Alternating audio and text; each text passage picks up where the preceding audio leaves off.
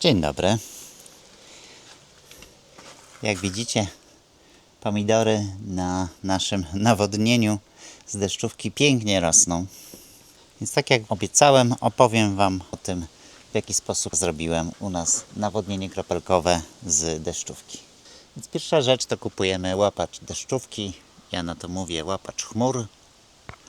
To jest ten element, który wcinamy w rurę spustową rynny. Tu ważna uwaga. W środku, jak się przyjrzycie, jest taki kołnierz, który pokazuje maksymalny poziom wody, jaki możemy osiągnąć później w zbiorniku.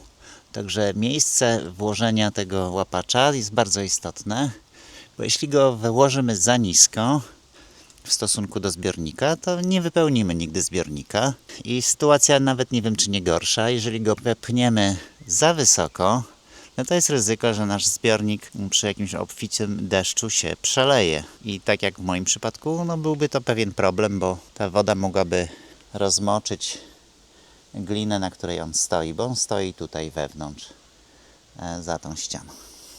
Łapacz chmur, jeszcze jedna uwaga, łapacz chmur, łapacz deszczówki nie łapie nigdy, nie wyłapuje nigdy w 100% wody, więc warto też pomyśleć o tym, żeby tą wodę jeszcze dalej zbierać.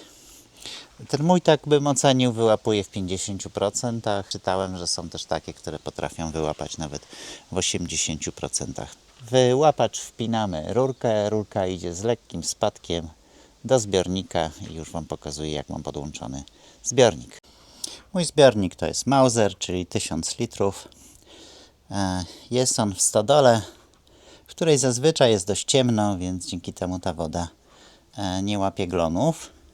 Jak widzicie, w tej chwili poziom jest prawie maksymalny po ostatnich deszczach. Dość szybko się ten zbiornik napełnił, także myślę, że postawię tutaj obok jeszcze jednego Mausera. Czyli ta rurka, która wychodzi z łapacza, a tu tylko dodam, że łapacz kosztował mnie 110 zł. Ja podłączyłem go zwykłymi rurkami kanalizacyjnymi do korka. W korku zrobiłem dziurę, wywierciłem dziurę, podłączyłem, zrobiłem takie też odpowietrzenie, żeby zbiornik się mógł łatwo napełniać. Malutki, proszę Cię, nie piszcz, przestań.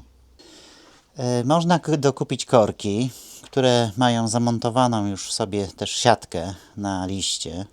Ja takiego korka nie kupiłem, nie widać teraz już w środku. Tu widać, widzicie, taki pomarańczowy fragment. To jest właśnie siatka, zwykła siatka na ziemniaki, którą sobie zainstalowałem i ona jest tam, będąc tam w środku, wyłapuje te największe zanieczyszczenia. A tu zwykłe przejściówki i przejście z łączką, szybko z łączką na wąż ogrodowy. Ja nie mam tutaj filtra na wyjściu wody i to jest pewnie błąd, który będę chciał naprawić w trochę inny sposób. Nie chcę robić filtra, dlatego że to jest jednak nawodnienie grawitacyjne, bezciśnieniowe, a taki filtr powodowałby tylko następne opory. Ja mam zamiar rozwiązać problem z zanieczyszczeniem wody w bardzo prosty sposób. Mianowicie dostawię tu drugiego Mausera, połączę je. Ten pierwszy, ten właśnie stanie się pewnego rodzaju osadnikiem. Tutaj zostaną wszelkie zanieczyszczenia. Woda przepłynie do drugiego Mausera i z tego drugiego Mausera puszczę ją już do systemu kroplującego. I jak to jest zrobione w szklarni, już Wam pokazuję. Do szklarni wchodzi wąż ogrodowy od Mausera. Najpierw podpiąłem go pod taki rozdzielacz, taki akurat rozdzielacz miałem. Tu jest pod linię kroplującą wyjście. Tu jest pod taki krótki szlauch, którym można również podlewać bezpośrednio inne rośliny. No, tylko trzeba pamiętać, że ta woda dość słabo leci. Natomiast pod linię kropelkową zawór jest na stałe otwarty. I tym wężem ogrodowym przechodzimy tu do sterownika. Tu jest bardzo ważna informacja, żeby od tego miejsca kupować i zwrócić uwagę, żeby wszystko, co kupujemy, było bezciśnieniowe, nie wymagające ciśnienia. Sterownik bardzo prosty, na baterię, teraz nie pamiętam, czy to jest jedna, czy dwie baterie, chyba dwie.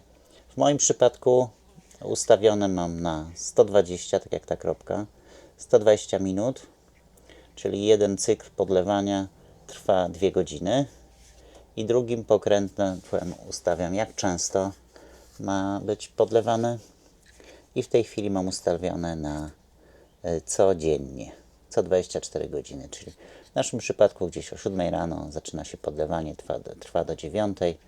Dlaczego tak? Dlatego, że to ciśnienie jest niewielkie z zbiornika. Przez te 2 godziny wypływa w tym momencie, jak zbiornik jest napełniony w całości, jakieś 1,5 szklanki wody. Trochę mało, żeby to było na co 2 dni, dlatego ustawiliśmy codziennie. No niestety ten sterownik nie jest najlepszy. Kosztuje 130 zł na Allegro. On nie jest najprostszy, dlatego że on działa, jakby to powiedzieć, do przodu. Jeżeli bym teraz uznał, że codziennie to jest za często i chcę co 2 dni, to gdybym jutro przyszedł o tej 7 rano, jak on startuje właśnie z podlewaniem i chciał go przedstawić co 2 dni, to dopiero za 2 dni zacznie to podlewać. Sterownik nie pozwala na jakieś szybkie i proste zmiany. Więc trzeba go ustawić raz, dobrze sprawdzić i tak już zostawić, nic nie kombinować. Dużo lepszym byłby sterownik, są takie z wyświetlaczem, gdzie można po prostu ustawić, że podlewanie ma być w poniedziałek, środa, piątek, czy dokładnie ustawić godzinę i on wtedy zacznie działać i będzie podlewał o tych godzinach. Tylko niestety najczęściej takie sterowniki wymagają minimalnego ciśnienia. I to ciśnienie, które mam z Mausera, nie jest wystarczające, żeby taki sterownik działał. Także może jak ktoś znajdzie, napiszcie w komentarzu bezciśnieniowy sterownik, łatwiejszy, bardziej przyjazny w obsłudze, to dajcie znać. Ok, ze sterownika rozdzielam na 2 linie, tak żeby szło to sobie na 2 strony. Tu mam zwykłe rurki PE16, do których dokupiłem kroplownniki patykowe, one tak się nazywają. To są takie rurki zakończone w ten sposób. To się wciska w ziemię i tutaj sobie lecą krople wody o zadanej godzinie. Czyli możemy go wcisnąć tuż przy roślinie. No niewiele widać, bo troszkę zarosło już. Tuż przy roślinie i będziemy mieli podlewanie dokładnie w tym miejscu. O, może tak jak tu to widać, tu jest ten kropownik wciśnięty i podlewa dokładnie samego pomidora. Te wkówki to się wkuwa w tą linię. O, tak jak tu widać, robi się mały otworek. Do tego też można dokupić specjalne narzędzie, tak żeby ten otworek był idealny. Także wkuwamy się w linię, wciskamy kroplownik i to wszystko. Prosty system, który działa. Mam nadzieję, że Was nie zanudziłem. To taki krótki film, nie będzie tutaj nic więcej o siedlisku. Stwierdziłem, że kogoś, kto akurat interesuje, kogo zainteresował ten temat i potrzebuje jakiejś podpowiedzi, jak taką linię kroplującą zrobić, to nie będzie chciał przebijać się przez te nasze przygody siedliskowe. Jeszcze jedna uwaga. Na koniec linii można sobie kupić takie specjalne końcówki zabezpieczające, zamykające linię. Ja najzwyczajniej w świecie zagiąłem i zakręciłem to drutem. Te elementy, te rurki i kroplowniki i zawór, który jest tam przy sterowniku, kosztowały mnie 110 zł.